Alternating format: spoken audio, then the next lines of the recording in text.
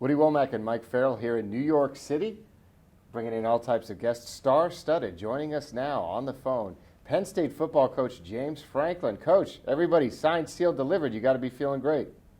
Yeah, very pleased with how the whole class, really how it all formed out. And, it's been a lot of hard work that's gone on behind the scenes by the staff, by the coaches, by everybody. So, we had a drama-free morning. Pretty much all of the commitments were in by probably 7:30, 7:25 this morning.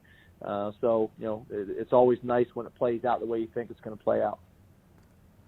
Coach, this class, obviously a very big one, but I'm looking at it so well balanced. Was there any one position that you really targeted, or was your goal to make it as balanced as it is? Yeah, we always want to try to have as much balance as possible. We really want to avoid years where you don't sign a guy at a position. We want to try to at least sign one guy per position every year, so your scholarship numbers and position depth is spread out. If not, you fall into years where you just have a massive amount of guys graduating and holes in your roster. So we work hard at that. For us, I think you guys know when I got the job, I think we only had 6 scholarship offensive linemen. So, I kind of was scarred by that experience. And, we don't want to ever come up short on either front. To me, the best programs in the country are able to reload up front with depth and talent, size, and we worked very hard at doing that. So we're finally kind of really at a pretty healthy spot compared to when we got here. Tell me a little bit about Micah Bowens at quarterback and what you like about him. Yeah, for us, we want a guy that has the ability to beat you with his mind, beat you with his arm, and beat you with his legs. And, he's a playmaker. He's really dynamic. He does have a little bit of a wind-up with his release, which is not ideal, but he's able to get the ball out fast. He's playing for a high-level program that competes nationally. The guy flew out here on red eyes constantly for camp and other things. He's got a presence to him. I think for him, he saw a lot of Trace McSorley in his game. So, when we offered him, he committed pretty early on. And we're excited about getting him here. But he did a great job for us in camp, and he's a dynamic playmaker. One guy I really like, and you guys have been pumping out running backs left and right. You reach down to Florida and get a guy out of Coco and Keziah Holmes. Tell us about him. Do you think he can kind of continue that tradition? Because, he's a versatile guy that can do a lot of different things. Yeah, we got 2 guys.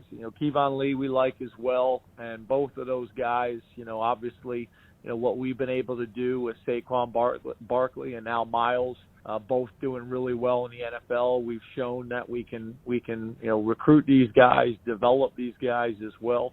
I'm going to have an offense that's going to feature them. So, those guys are playmakers. The thing that's, neat about Keziah is not only has he been unbelievably successful on the camp circuit, running one of the fastest times in the country, but then also, doing it on film. But you're also talking about a guy who's got a 4.0 in the classroom as well. So, we're very, very excited about these guys and getting them on campus as soon as possible. I know you got a big wide receiver class, but I know you're especially excited about your 1-2 punch at tight end. Tell me about those guys. Yeah, Canada is starting to become almost like a northern portion of Pennsylvania for us.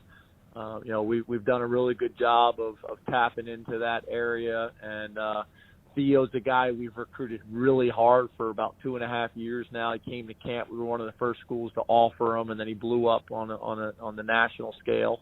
But our relationships at the end, I think, really hit home. Also, obviously, the way we've been able to use our tight ends with the guys like Mike Gesicki and now Pat Fryermuth.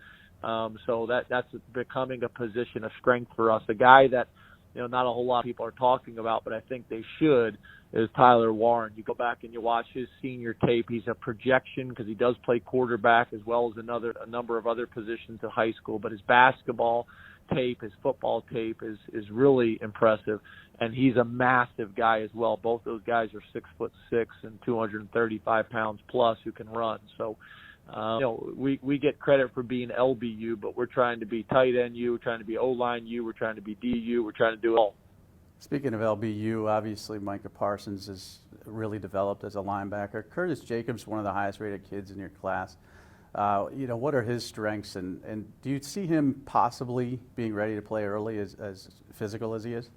Yeah, he's not an early enrollee, but God, when he came to camp, he just was so fluid in coverage.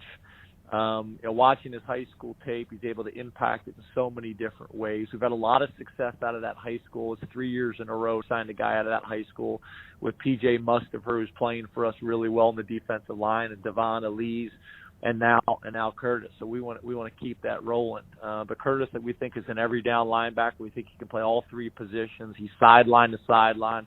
He's got a chance to be a big body guy.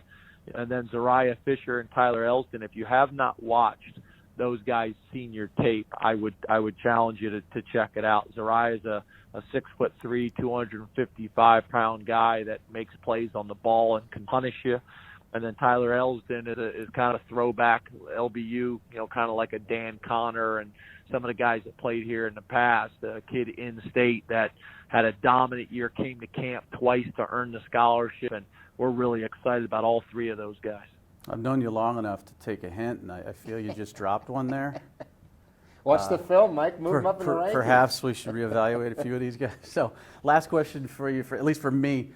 I know it's hard to project. Is there any one or two guys in this class that are at a position of need that you can see making an impact right away as a true freshman?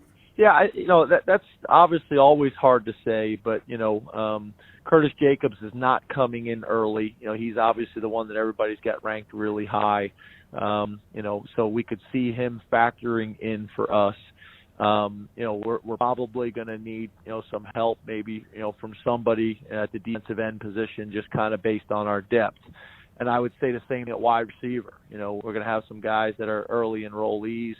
Keandre Lambert's a guy that, did some really good things and is an early enrollee, as well as Jaden Dotton. So we're going to need some of those guys come in and compete, if not for starting the job, but also maybe, some depth. So there's a lot of guys I can mention. It's hard to do that, but there's so many players that, could get on campus and we recruited to come in and compete. So it wouldn't surprise me if any of these guys jump out for us. The other guy I would mention is got two guys at the safety position, and Enzo Jennings, who's a highly recruited guy who's going to be an early enrollee, then a junior college safety, and Jair Brown. Both of those guys I could see factor in for us too. All right, Coach. Well, Mike's got to go. He's going to start. He's already pulled up the huddle of those guys. He's working on reevaluating. I got my list, Coach. Even if you don't reevaluate them, I think you're just going to enjoy watching these guys. So check them out. I think you'll enjoy it, and I appreciate you guys having us on. You're the man, Coach. All right, thanks a lot, Coach Franklin.